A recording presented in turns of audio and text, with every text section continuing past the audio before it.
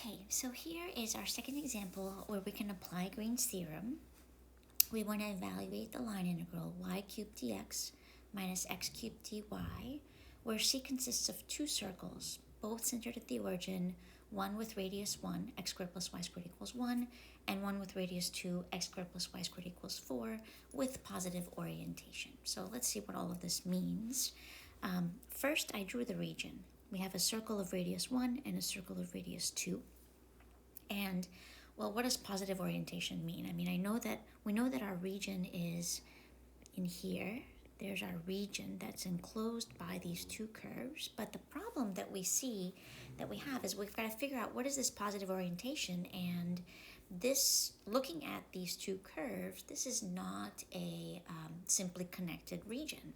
So we've got to think about how we might think about this so that we can apply Green's theorem.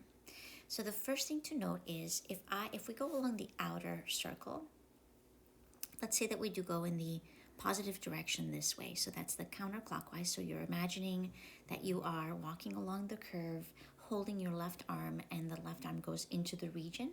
That's the correct orientation.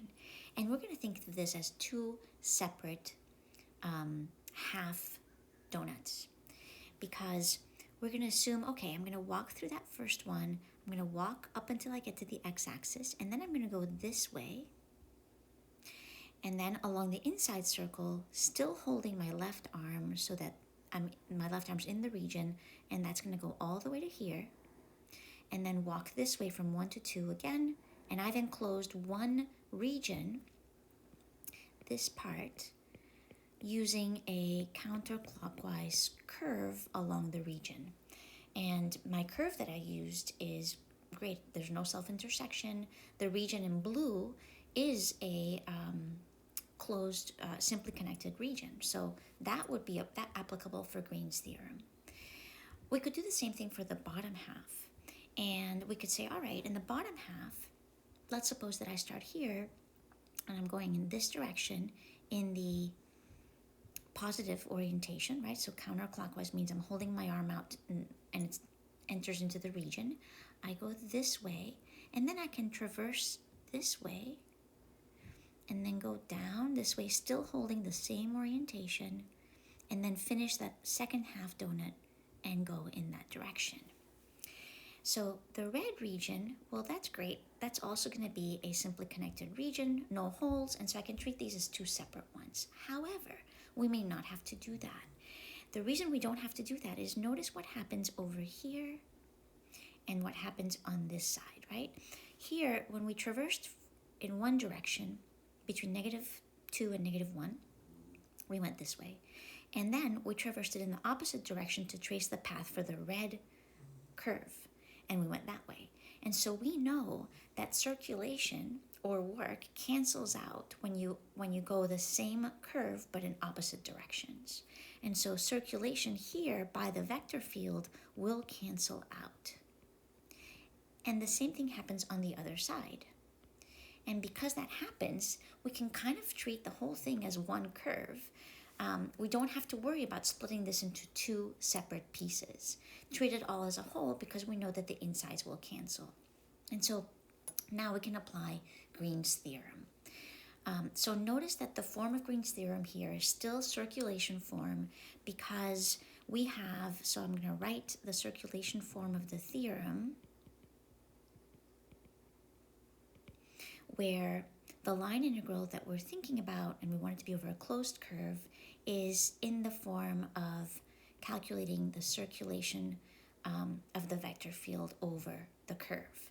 And that sure is that form because this is in the form, you can f dx or p dx, whatever you want to use, minus q dy. That is the circulation form. So we're going to apply the circulation form of Green's, which tells us the following. Right? Green's theorem tells us we can evaluate a single line integral over a closed curve. In this case, it looks like f dx plus g dy or p dx plus q dy. I'm using those interchangeably, and that's going to be the double integral over the region of the curl So dq dx minus dp dy.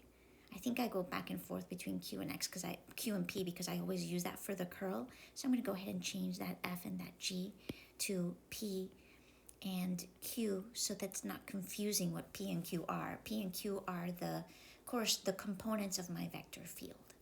And this is going to be over dA. Okay, so we're going to work on this piece because that's going to be easier than parametrizing both circles and evaluating the vector field at r of t.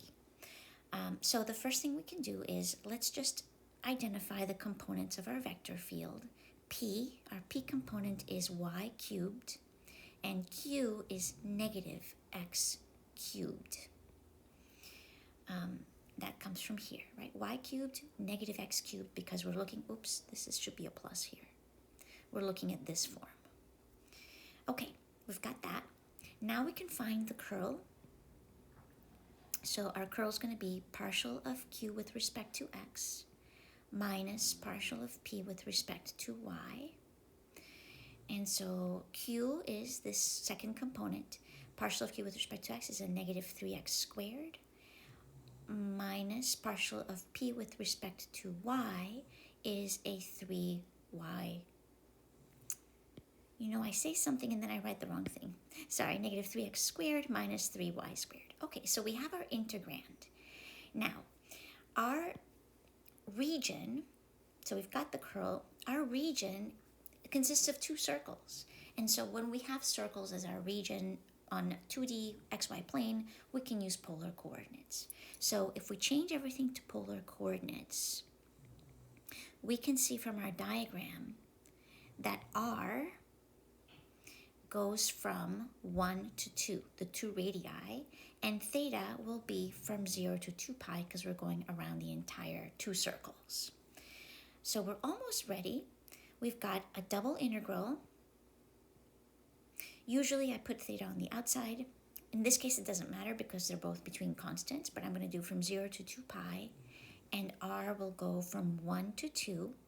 We have our curl, negative 3x squared minus 3y squared, and dA in polar coordinates, don't forget, is r dr d theta. Now, we still need to change our integrand to polar coordinates, and then we'll have our setup. So you might notice our integrand, we could factor out a negative 3 and rewrite it as x squared plus y squared. And in polar coordinates, that's just negative 3r squared. So that was pretty easy. I'm going to factor out negative 3 from the entire integral to the outside. And we have integral from 0 to 2 pi, integral from 1 to 2. And my integrand has an r squared, but we also have r from our area element. So that's going to give us an r cubed dr d theta. And now we're ready to evaluate the problem and figure out our circulation over this curve. So we're going to get here negative 3 integral from 0 to 2 pi of r to the 4 over 4 from 1 to 2 d theta. And so that's going to give us a negative 3 integral from 0 to 2 pi. When r is 2, that's going to be 4. And when r is 1, that's going to be minus 1/4. So 4 minus 1/4 d theta. We can take out the constant. We have a negative 3 times 4 minus 1/4. 4 is 16/4, so that's 15 over 4. Integral from 0 to 2 pi d theta.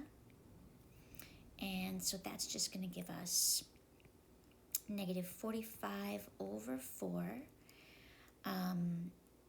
times theta from 0 to 2 pi, which will be negative 45 over 4 times 2 pi, or negative 45 pi over 2. And that is the result of this problem.